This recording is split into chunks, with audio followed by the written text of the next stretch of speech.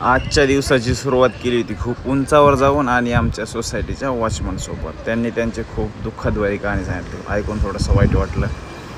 खूप खराब परिस्थिती आली होती त्यांच्यावर.